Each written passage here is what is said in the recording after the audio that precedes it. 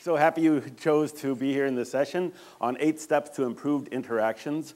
My name's Ethan Edwards. I'm with Allen Interactions, and I'm happy to share some of what we have learned and have been trying to develop over the last few years. First off, our title assumes that interactions need improving. How many of you agree with that when you're, it's probably the most frustrating part of doing e-learning. We can deal with the media, we can deal with presenting information, we can deal with cool animations and video and so forth, but when you get to the point of having the learner do something, so often we have our hands tied either by our tools or by our imagination or by precedent. I think part of the problem is we come from a long tradition of the interactions in e-learning being almost all about testing. It's to get a score, to evaluate whether somebody knows something. And that's a very important task. But in addition to that, there needs to be the function of interaction for learning. Because actually the learning takes place not when you're being tested, but when you have the chance to be exploring and attempting to manipulate information and new skills. So, our first question that I think will guide our talk here is, what makes a good interaction? Anybody have any things that pop to mind what makes a good interaction? Can I share? Memorable. Some sort of feedback. You need to have feedback that actually helps rather than just judges. It sort of is telling you how to do better. Relevant to the skills that we want them to learn. Yeah, it has to be related to what people are eventually going to do. There was... Okay? You have to be motivated to do it. It has to have some interest, some intrinsic value that the learner feels is there. Yeah, those are a lot of great things. Did you have one? Engaging the learner. Yeah, engaging the learner. There's a lot of things. I sort of tried to pull out the ones that I find most important here. To actively engage the mind. And a lot of learners go through e-learning with their main strategy to get finished as soon as possible. Right? I mean, that really is the #1 goal, is to get finished. And there are a lot of strategies that are consistent with that, like guessing, by using hints that are not really about the performance skill, but just common knowledge about how things are built and how you can get through, or things like knowing if I make errors, you're going to tell me the answer, and that's a quicker way to get through this than actually thinking about it. So what we need to really try to do, those interactions at work, those strategies are not successful. And instead, you have to actually have to engage your mind actively in thought. They require your attention and effort. It's not this a little bit where I think we've taken user interface design too far. In fact, we talk so much about a transparent interface. And I think certainly with navigation and how you access things, you don't want there to be any unnecessary effort in getting there. But when you're talking about an interaction, you actually want the person to be very aware of the decisions they're making and the gestures they're taking, and that those are intentional and meaningful. And so it's not a bad thing that your interaction, the learning part, actually requires effort and requires specific attention to get there. I think we need to enhance learner control. I think that's a really great thing that increases interactivity, because I think in many cases, learners are treated as a victim, that the training is inflicted on them, and they need to endure it, and so they do that with as little investment and engagement as possible. Instead, we want to turn over as much as possible to the learner. In the learning center, in a situation when you are, especially when you're dealing with asynchronous, individualized training, there's nobody else there to control. And so you want to give as much control to the learner as possible. So often strategies like don't let the learner go out of order, or don't let the learner skip ahead, those things actually backfire, because again, it limits the learner's control and their ownership of the experience. So really great interactions almost always enhance learner control. And they're goal focused. Somebody mentioned that there should be an outcome that matters to the learner, and that they know they're done when they achieve that, which should be more important to them than they know they're done because the lesson says we're on page 10. It should intrinsically motivate you to achieve that goal. And then, as you said, they need to be meaningful and memorable. You know, it needs to be something that feels different than anything you've done before. And that's a huge challenge because we're always trying to balance, how can we turn out a lot of training? And the only way to do that is to sort of repeat things we've discovered that work. But we have to balance that with how do we always take those structures and things that have worked, but modify them a bit, and so we can continually make new things meaningful. Because when you have 10 screens and 10 interactions that are identical, that's sort of the most important thing that is remembered, that I did 10 identical things as opposed to I did something about leadership and I did something about difficult conversations and so forth when they all look alike. So these are our high-level, our goals, the things we want to try to strive for. Now what I'm going to do in this session, there's sort of two parts here. As I said, too often we build our interactions to optimize our tasks, scoring and reporting. And we really need to optimize the interactions for learning. For the learner's point of view, we still need to be able to score them and keep track as necessary. But really, it's more important what's happening with the learner. So, and most tools are built with this slant for just getting that judged. And we need to try to break out of that mold so that we can focus on creating those interactions. Now, we're going to have a little case study in the first part of this session. And this is sort of a hypothetical learning situation, and it's simplified just so I can make these 8 points. And then after that, we'll look at some full-fledged, finished applications and see how those points weigh out. But I'm going to, does anybody here grow irises, the flowers, irises? Just curious. If you ever have gotten involved with a lot of people that grow irises, they are sort of crazy. You go to the Iris Society and people get, well, like any group that gets too focused on one thing, gets things out of a little proportion. But anyway, people who grow irises are sort of crazy about that, and there's a great deal of content knowledge that is developed that's specialized information about irises. And one of the biggest iris growers in the country is Shriner's Iris. It's up in Oregon. And hypothetically, we're going to say that they have to hire people to talk with customers about the choices they're going to make. And they're part-time workers, so they're going to do e-learning to try to train these part-time workers on this sort of very vast, specialized bit of knowledge. So that's what our goal is. And just to let you into it, here's the our starting point. We might have a lesson that would look somewhat like this. So it's going to be an introduction to the colors and patterns of bearded iris. And there's a great deal of content involved here. And so, of course, the typical thing is to lay out that content, that there are various structures in an iris bloom that you need to know about. You can talk about those. And then there's a great deal of information about the various patterns of color. And a main is white, standard, and colored falls. And you can imagine how complicated it becomes to understand all these and use these terms accurately. And then following that, you would present that information. And then you'd have some knowledge checks, right? And a main pattern refers to iris with blue standards and white falls. Sure, that sounds right. No, it's white standards and blue falls. Okay, and you might have other ones. You come across a light blue blooming iris. The standards are lightly darker than the pale blue falls. This is an example of, let's say bitone. Oh, no, that's a reverse bitone. So you can imagine how that would be sort of a typical low-level interaction. And our step is how can we, it's easy to build those. It's easy to be frustrated with those, but it's harder to say, well, how can I improve that? And so hopefully these 8 steps will give you some way to think, to say, how can I really create a different way of creating these? So, the problem with that is those questions don't really mean anything, and you can get through those without much effort. And so my reply here is, who cares about that interaction? And we certainly can do better than that.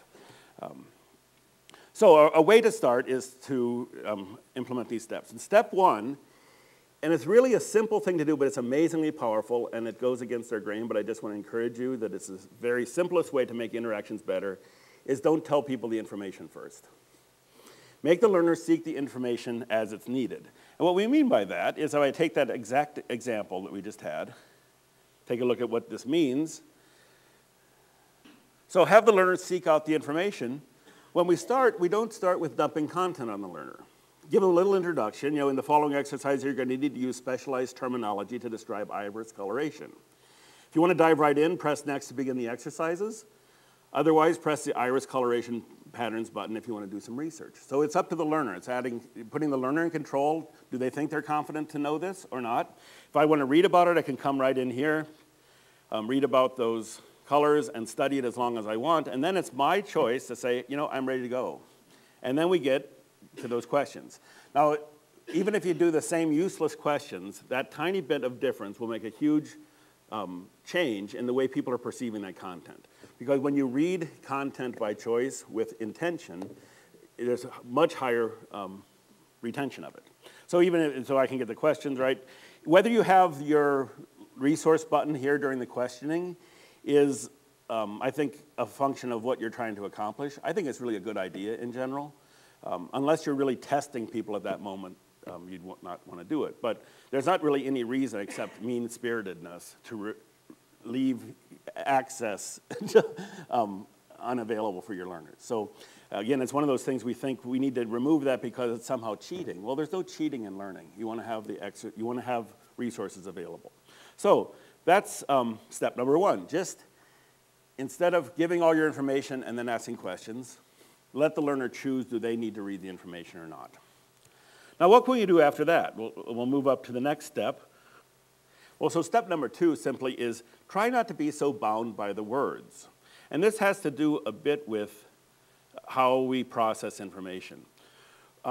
If everything is words and you're basically repeating the exact same words in your information as the questions, there's actually not a lot of processing that has to occur because we're very good at pattern matching, and we can answer questions sort of simply by seeing and recognizing those same phrases without actually processing what any of that means.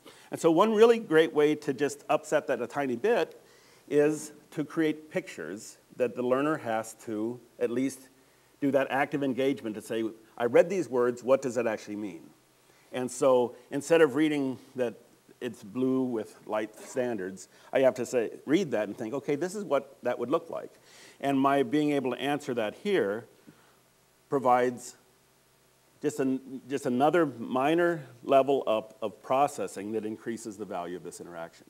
So whenever you can, make it graphic, eliminate the words. Partly, also a good reason to eliminate the words is people don't read very well online. They're constantly skipping things, assuming that they know what things are being read, and you process visual images a lot faster.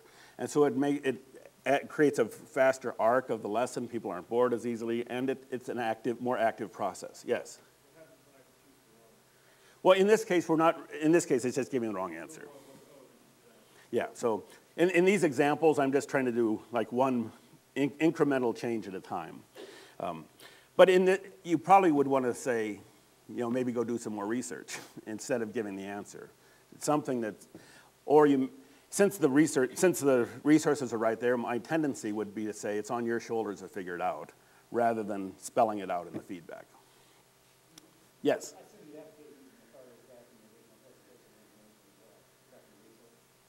Sure. Unfortunately, people don't. I think that goes as well. And if we were in this, in our reference part, to doctor that up with pictures as well, with probably different pictures that were illustrating the same point. But yeah, making your initial dissemination of information, making that as graphic as possible too, is also a good thing. I think in this case that they really need to have pretty on-the-spot master of this vocabulary. And it's certainly something that develops over time, and it's just a matter of, best performance, people know these things. And again, this is a hypothetical test case. And so that's a really good question to always ask, because I think we tend to overteach when things could have just-in-time reference guides that would help. I think vocabulary is a hard thing when you're teaching conversation skills, because you can't really interrupt a conversation to look up words. So, but those things, a lot of this becomes fluent as someone starts doing the job as well. And I think often it's, finding what is that level of minimal competency, and that really should be the target for the training as opposed to ultimate expertise, because that develops over time. Yes?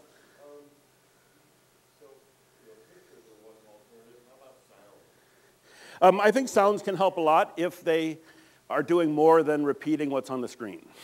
The problem with sound is that well, just from a technical point of view, you can't always rely on sound being there. And sound is not very good as a reference tool, because it doesn't have permanence. And so if I miss the moment that it's saying it, then I have to figure out some way, how can I repeat that? And if it's of any length, it becomes very unwieldy to try to get one little bit of information out of a longer soundbite. Whereas if you're looking at printed text, we're very good at zeroing in on that which we need, and we have very good control as we're processing it to slow down and speed up as we need to. I think sound is really great if we're using it to differentiate messages. For instance, if we're giving instructions about what I'm doing, when what I'm doing is very verbal and I'm reading things, sometimes it's confusing to get the instructions mixed up with the content. So if a voice is saying, read these pages of information and you read our policy, blah, blah, blah, blah, I know that that's not part of what I'm supposed to be mastering. So I think that differentiation can be useful sometimes. I think also sound is really useful if you're showing a dynamic process. Because if you have a page of text describing an animation, we have two eyes, but we can't see two things at once. So either have to watch the animation and not know what the text is, and then I read it afterwards and say, oh, that's what I was supposed to pay attention to. Or I read the text and the animation is over.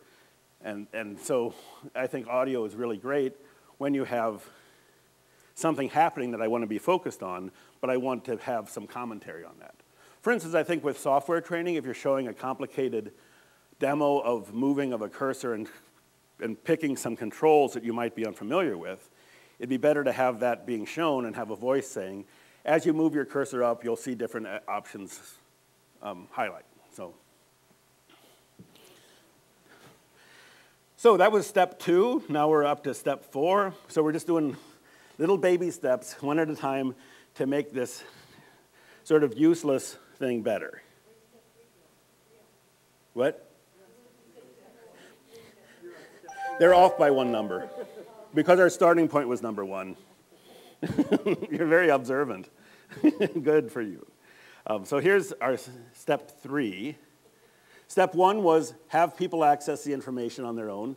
Step 2 was try to make things more graphical so that it requires some processing of the words so it's not a literal repetition of that. And the next is pick those images and the things you're testing, what you're having people pay attention to require careful detail. Sometimes the choices that we ask people to make are just silly, stupid choices. For instance, this was sort of the first version of our graphics. Now, if I had paid attention to just one single aspect of what a neglecta flower is, and for instance, if we don't know, let's take a look. A neglecta is a blue or purple bitone, and a bitone has to have standards and falls of 2 shades of the same color, and the standards have to be lighter, okay? All I could have read was blue, and I would get the right answer here, regardless of whether I had paid attention to actually a large part of the definition. And so often we don't craft our choices that actually are testing what we think people are needing to know. So a much better set of distractors here would be this. Because blue is not a discriminating factor.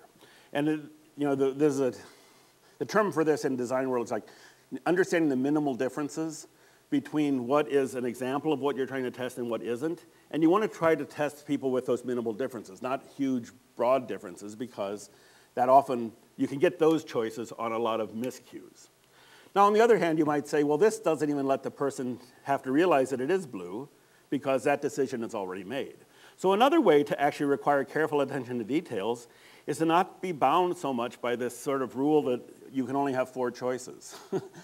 Because 4 choices, your strategy very easily can be one of elimination. Is let's look through these, and one by one I can say this is not it, which is a very different thing than knowing this is what the answer is. And so another way to make this more challenging and more valuable is to increase the choices. And that when there are more choices, then the strategy you have to come up with a strategy, because it's inefficient to go through all these. And so before I approach this, I have to say, well, what might be the choices, and I say, well, I know it has to be blue, so I can eliminate all these other ones and start doing it. And so that's a level of additional processing that can make these interactions not so mindless. Now, again, I want to point out, I wouldn't actually do this question, but it's a principle that is going to be illustrated as we get into a real evaluation. But the idea of getting rid of the limitations of multiple choice questions because there are so few choices. The bad thing about e-learning is there's never going to be anything you build in e-learning that's not a multiple choice question. That's sort of the bad world we're in, because in just the development process, you say, this is what I'm seeking, these are all the other options that I'm going to be ready to respond to. Essentially, that's a multiple choice question. But we make those more interesting and valuable by not making them seem like a multiple choice question, and one great way to do that is to really greatly expand the things a learner can do. And so just having a lot more choices, and this is doing it in a literal way, my real intention, you'll see that later, is you do it by putting in a really rich context where there's a lot more things to do. But at any rate, that forces the learner to not eliminate answers, but to decide on the answer and validate that it's there as a choice, okay? So we want to go from obvious choices to have choices that have minimal differences, and then also put it in a context where there's so many choices that your real strategy is to think of the solution and implement that solution and verify that that indeed was what was supposed to be done. Okay? So in any case, just making your interactions require careful attention to details. So there's 4. Okay, step number, I'm sorry about the numbering, now I'm getting confused. Our next step, it's step number 4, is to add context. I was just saying that a moment ago. Those pictures sitting in midair don't really mean much of anything. It's very academic, it's very artificial.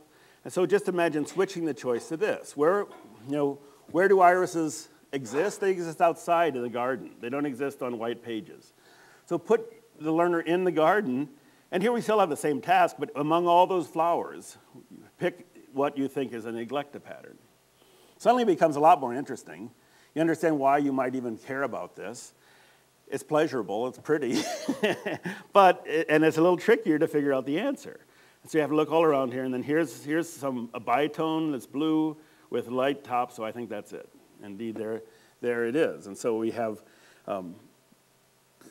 created a world in which now it makes sense for why I'm even thinking about why this content has meaning. Now, once we do that, what can we do to make it even more meaningful and effective as a tool to get people to master those concepts?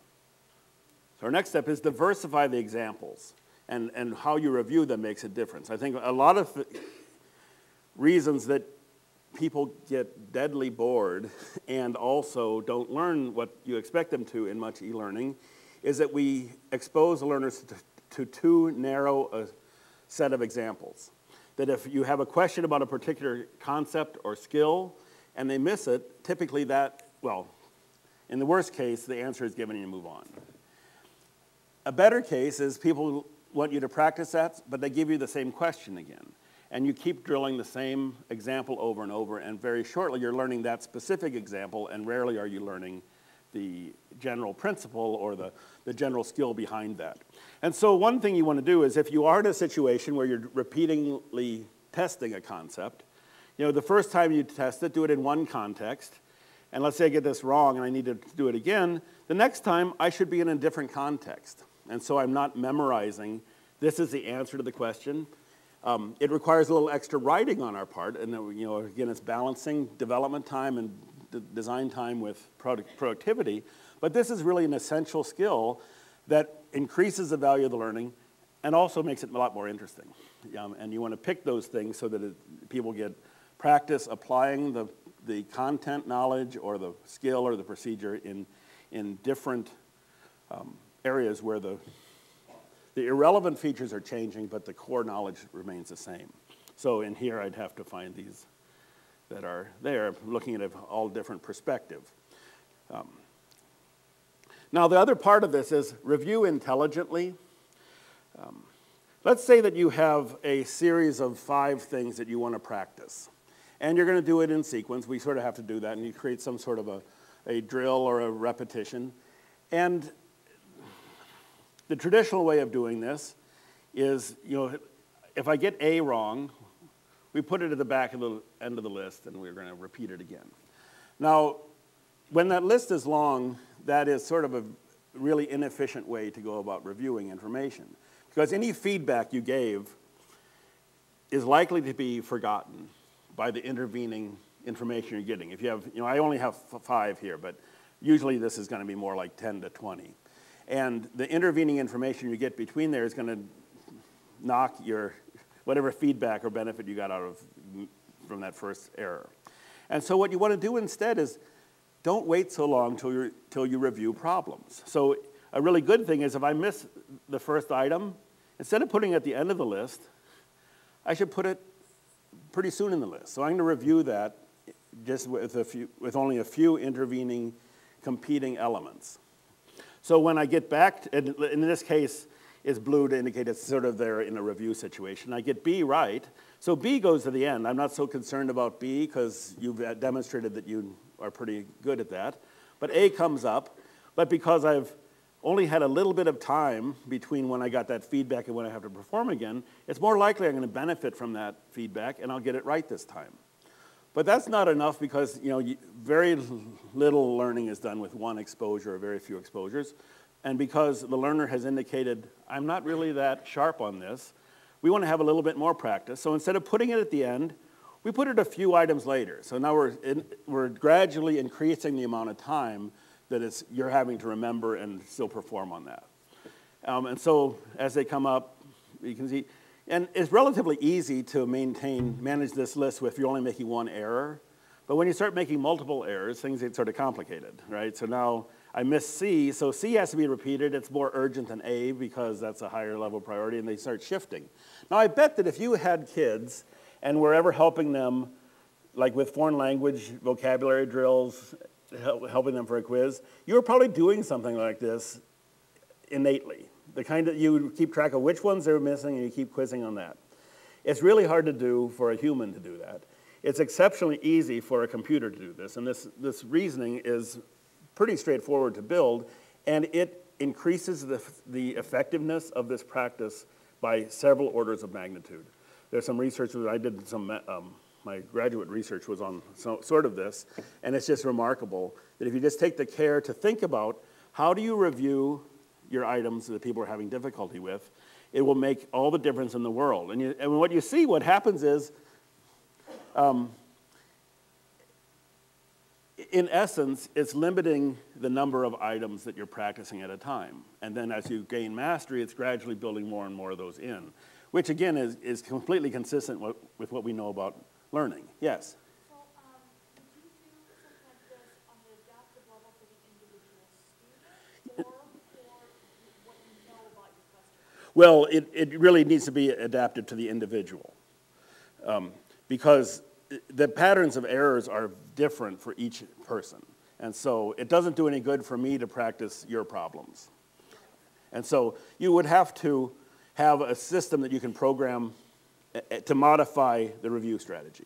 Now, if you absolutely cannot do that, if you're doing this in PowerPoint, for instance, where you can't change the order of slides, then it wouldn't be a bad thing to, if you really know good information about what kind of things people typically have trouble with, it would be better to do that than just do it linearly without any accommodation. But that's a far cry from actually doing it on an individualized basis per individual. Any other comments or questions? We call this the corrective feedback paradigm, if you want to do a search on that. And as I say, it just is remarkable how it changes the results. You may think, well, isn't that going to get really tedious because you're going to get a lot more repetition of items. Well, remember, a good way to do this is you're varying the items. So you're not getting this exact same item for A. The next time you get it, you get a variation of A, so it doesn't feel so repetitive. And actually what we did find is that even when the learner knows about this strategy, it actually increases it. They start predicting what the next item is going to be, and so that's actually more active engagement, and they're already sort of pre-solving, knowing, I missed that one, so it's going to be back here the next time. And all of that sort of ownership and control of the learning environment helps comprehension, helps learning, helps mastery. So we're halfway through, well, we're more than halfway through. So now we got to get step number 6, what do we call 7? We're in a parallel universe where numbering doesn't work. Now our next step is hold the learner accountable. This sort of has to do with requiring attention, and it's just astounding how many e-learning examples I come across where ultimately you can get by without doing anything. Even when there's good questions, the paradigm in the lesson ultimately caves in and will let the learner through without really doing anything. You know, and so basically it is, I mean, the simplest example of this is don't give the answer. That's hard to do when we have those bad questions because it's really frustrating because it's a meaningless activity. Why should I have to go through guessing all these things? Because the strategy is guessing. But when you put things into context, then all the gestures have meaning.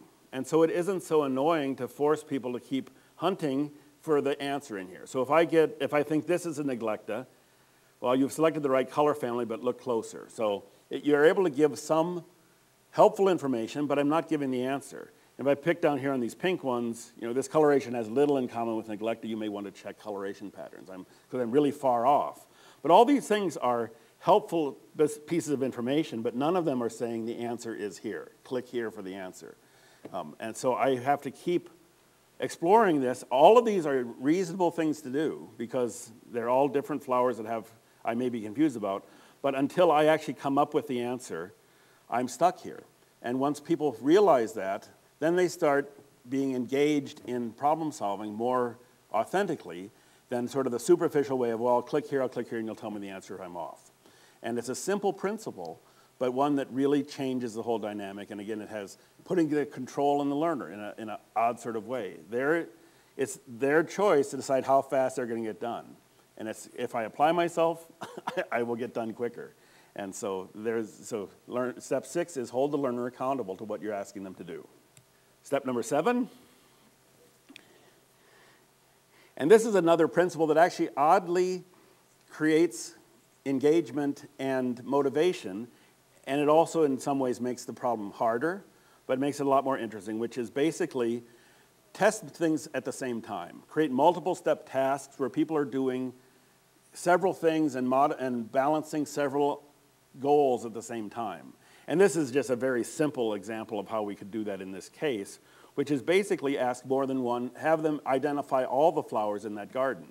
So all those irises have different coloration patterns, but instead of just saying, look for the neglecta, label all these different flowers. And it becomes a much greater challenge, but it actually feels much more like a reasonable goal, and it's something that you continue to draw attention to. So our step is take those individual tasks and combine them into multi-step tasks and try to test that content simultaneously. So here I have the same garden, but I've got to identify all these types in the garden. And so it's a much more complex task, and in this case I was just doing it by dragging these pointers, but this looks like that's a self coloration, and we know this one. We're getting good at that. But you can see how this is a much more engaging way and requires a higher level of discrimination between the learner, that you're not focused on one thing, you're having to recall multiple things at once, which elevates it all to a little higher level of processing, more likely to remember it. Again, it's the exact same idea that you could have had these separated on 8 different screens, but by combining them on a multiple step task, it creates a much more valuable and engaging interaction. And so then, and on our final step, and this is, we're going to have a much bigger change here, but it's where you get the biggest payoff, I think, is basically, in most cases, turn your questions around. And in fact, what you want to try to do is get people to construct their answer in a way rather than provide finished answers for them.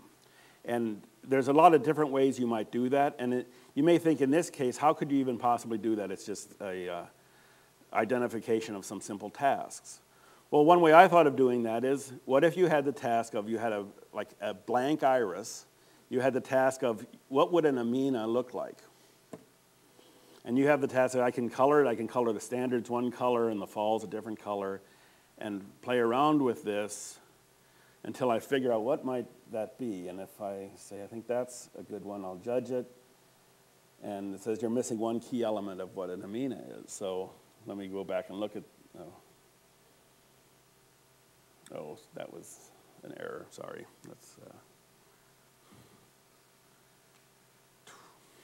well, at any rate. An amina has to have a white top, and so if I go back and select that and judge it, you can get it right. But you can see that the order of magnitude of mastery of the content, if I could solve these tasks, think how different that is from where we started. And yet each of these steps was not an enormous change of effort or change of content or even that great of a change of technology. And all of these actually are multiple choice questions. This happens to have a lot of combinations, but it's a multiple selection question, right? Which you pick two choices and there's several ways that they could be correct. In this case, the only critical thing is the top has to be white and the bottom can't be white. And any other combination is going to be correct. So it's actually pretty simple from a programming point of view and from a designer point of view. But from the learner's point of view, it has entirely put the context on their shoulders to think about this, to solve it, and become a master of it. Okay, so those are our 8 steps. Now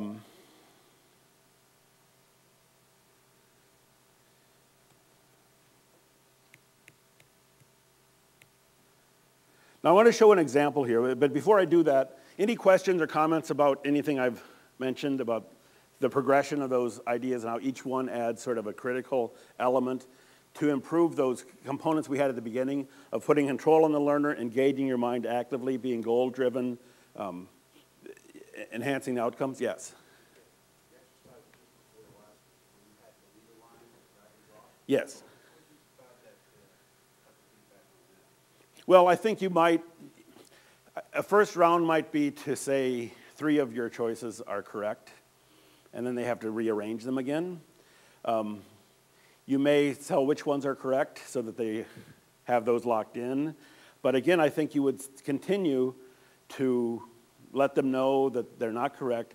Again, because we have that reference source, they can go look and they're going to have to continue to do the interpretation of what's the definition of this type of pattern, and how am I going to find that in the garden? But I think you still would not get to the point of you automatedly animating the dots to the right spot.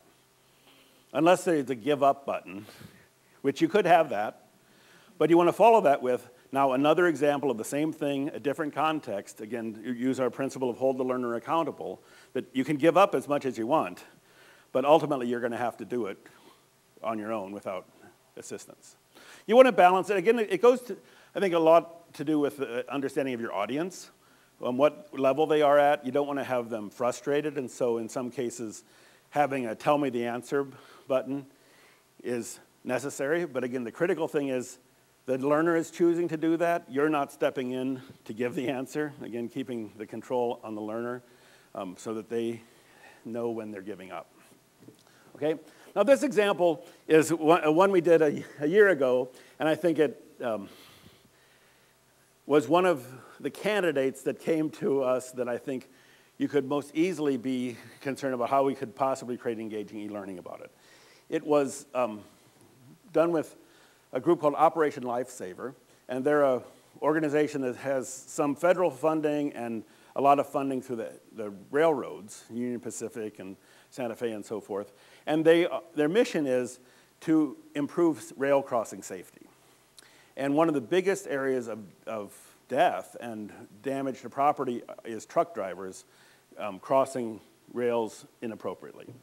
Now, they had a lot of training materials, and basically this is what they had. You know, they would have some information about all the rail crossing signs you might encounter. And they had a very nice information sheet. It's better formatted than yellow thing, but basically it said, there's 6 things you need to do to cross safely.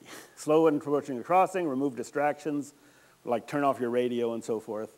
look both ways, and their rock and roll thing is you've got these big mirrors on your rig, and so they say you're supposed to move up and down, looking. So you see, so the mirror isn't blocking something, and they call that rock and roll. Roll down the window and listen, obey the controls and signage, and proceed with caution. All that makes sense, of course. And then there's also some additional information about stopping distances and storage areas, which is if you cross a railroad track into a stoplight, is there enough space on the road to get your rig all the way across the tracks? And other things about off-road crossings. Well, and things they had done and things that I think are the obvious things, you'd end up with questions like this. When approaching a rail crossing, which is not one of the 6 steps in safe rail crossings? And oftentimes these kind of questions become word games as much as content. And then you also might have questions about making sure you understand these signs. The problem with this is these drivers know this information. And if you'd ask them those steps, they could say it. And they certainly know what the signs mean. And yet there's an alarmingly high level of accidents with trucks on rail crossings. So it isn't the knowledge, it's how people can apply this. And so the interactivity has to really get to that goal, has to get beyond sort of the superficial, simplistic questioning. And so we designed this using our sort of rapid prototyping approach, iterative approach.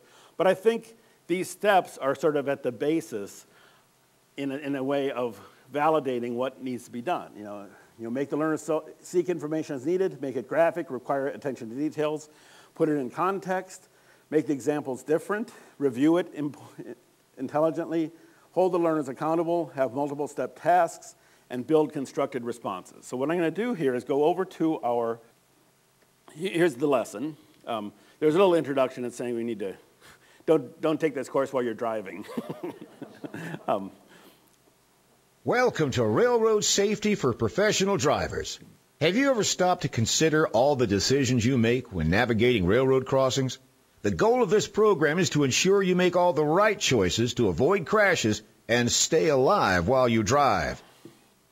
Now, in the intro, there's a lot of narration. I'm going to skip through it in the interest of time. By the way, you can get to this lesson on your own if you want to play it. If you go to oli.org, and there's a challenge, ProDriver challenge on that main page. And so it's free, and you can play with this on your own. During the next 15... So as I go through, the basic idea is that there's some orientation information, but if I want to find out information, the resources button here is where all the content is. And so again, just like the example earlier, I could go and do resources and read about it, or I can hit the road and start trying to satisfy the challenges. So let's try that. Here's trip 1. Read the trip information and click the clipboard to choose the truck you'd like to drive for this trip. Then click Start Now to begin trip 1. So do you want a box truck or a semi? Yeah, everybody always wants to drive a semi. So we're driving from Easton to Seattle, Washington, and we're going to have several rail crossings. So here we are driving on the road. I have various controls. I can turn my radio on. I can change the station. But here I come up, I see a rail crossing, and I turn my radio off, and I'm going to slow down a bit. And I see that's a stop sign, so I'm going to get up, and I need to make sure I stop. But I can't stop too soon. There we go, I'll stop about there. And now I'm going to look to the left. No train coming. Look to the right. Looks all clear. I'm going to go ahead.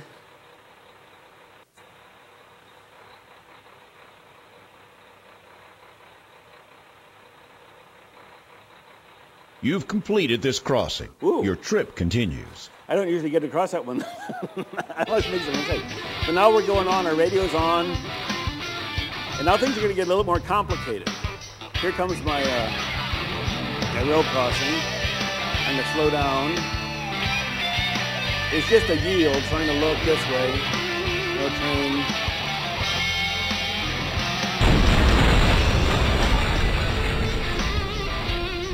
Uh-oh. I failed to stop and was hit by a train, and that's because I didn't look both ways soon enough. I didn't slow down enough. And so the consequences are pretty dire. And so Read the trip I have to information go and back click the clipboard to choose. and complete that trip again. Now, let me turn the sound off for a moment. It's a pretty engaging interaction, isn't it? It's one of those that I call irresistible e-learning because you want to keep doing it. The trips get more complicated, but when you think about our steps, it's graphical. The information is there based on you getting it. There's a lot. Well, you can see we just ran through that and got a ticket. There was no train, but we got a ticket. But the context, think about how rich that context is relative to those first screens we looked at in terms of just traditional questioning.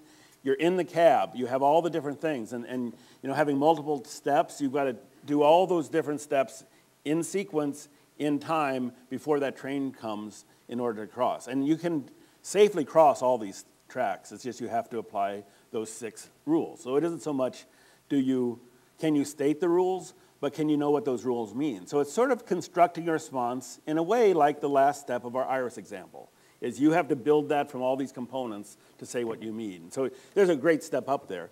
But I hope you can see how those processes would transform that ridiculously slight interaction to one that creates really great opportunities for learning.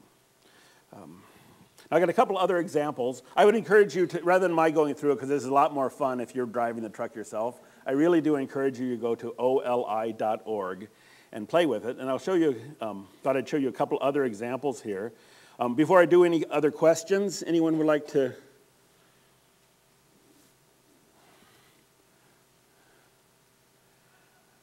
Now, I have 3 on tap. I won't be able to show them all. There's one that's about teaching fast food kitchen workers how to cook food in the right order. Another one that is how to identify possible signs of terrorist activity. And another one is how to deal with gang activity in a neighborhood. Terrorism? Okay.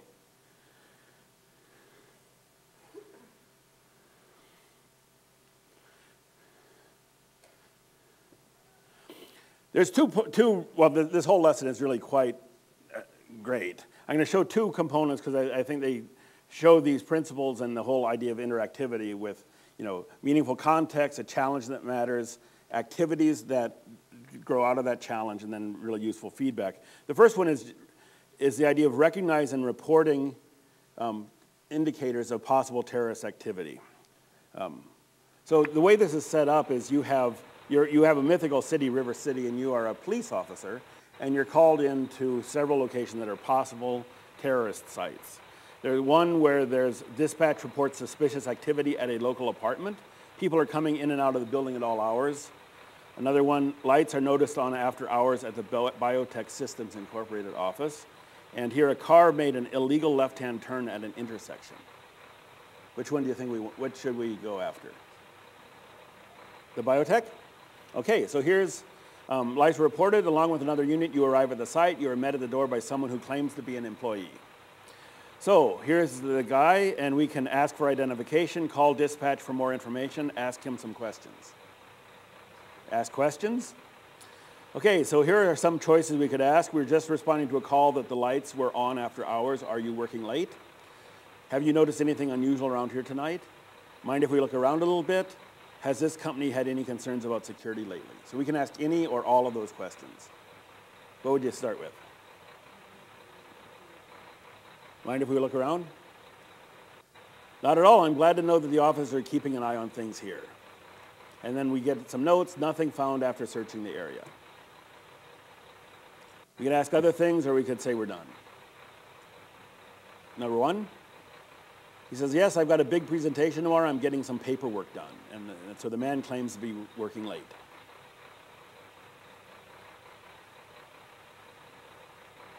Well, I'd ask him if he noticed anything unusual. Not really. A car was parked outside earlier with a man in it, but he may have just come out of the apartment across the street. No.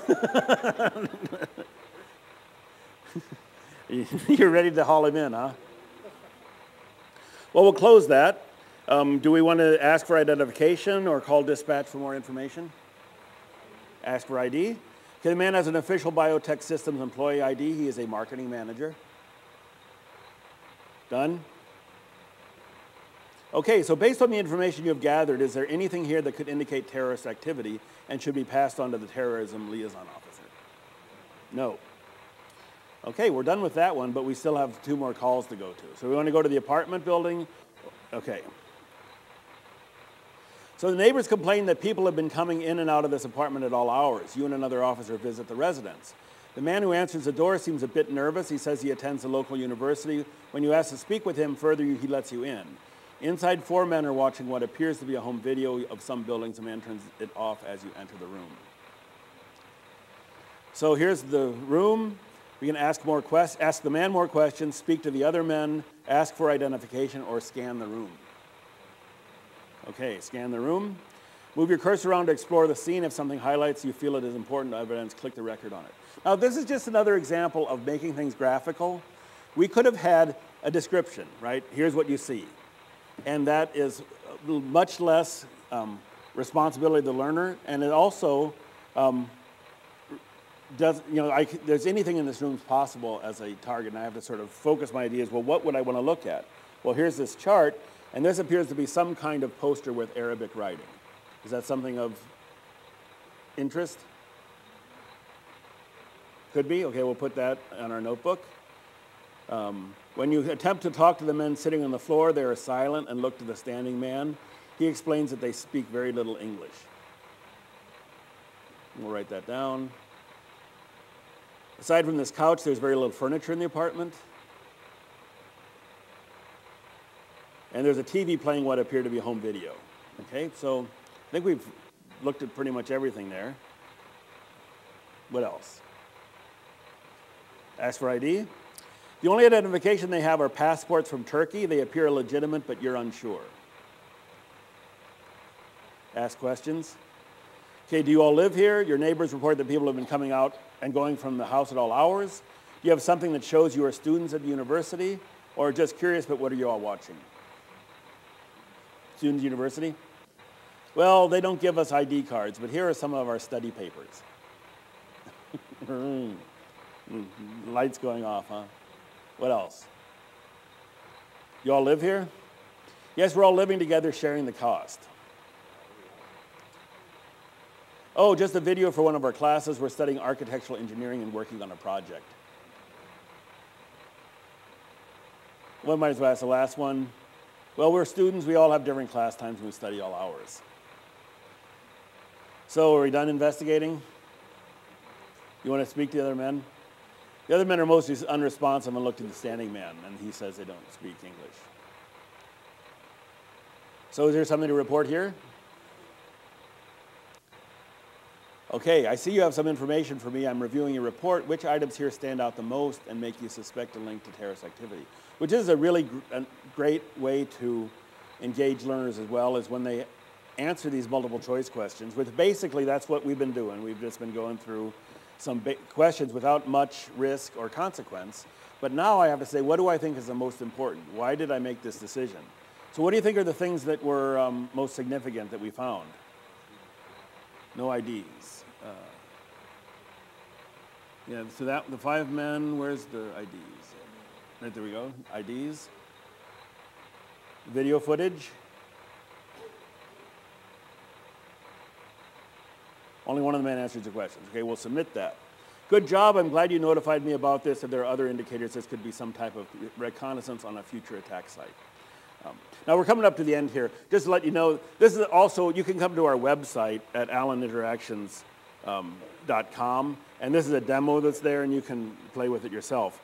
But again, hopefully you can see the bridge between the 8 steps and getting here. You know, and there's a lot of work and a lot of design and a lot of insight that goes into there, but it's important to start somewhere. And I think a lot of people, when I teach classes about design, feel a little paralyzed in that all I can do and all the tool lets me do is sort of these low-level questions. I want to do something like this, but how do you get there? And my advice is, don't insist on getting to the 2 examples that I showed you as your first case. Use those steps and get something like those iris examples. Even if you can elevate your question to halfway up that little frame, you'll have done something. And little by little, you'll feel comfortable with making those choices. And then suddenly, writing things like the terrorist piece will feel natural to you, and you'll be able to do those without feeling like it's an impossibility. So, as I said, the demo's available at alleninteractions.com. If you come by our booth, I've got a white paper that sort of goes through some processes that helps you think about what questions and things you should do during this process that might help. And yeah, and if you have questions, you can email me. Any other questions right now as we're wrapping up? Yes? You know, it was made probably four years ago, probably. It's not brand new off the shelf. But the design is, you know, if you get the design right, things don't age because curiosity and that challenge really carries things through. So, anything else? Well, thank you very much for being here.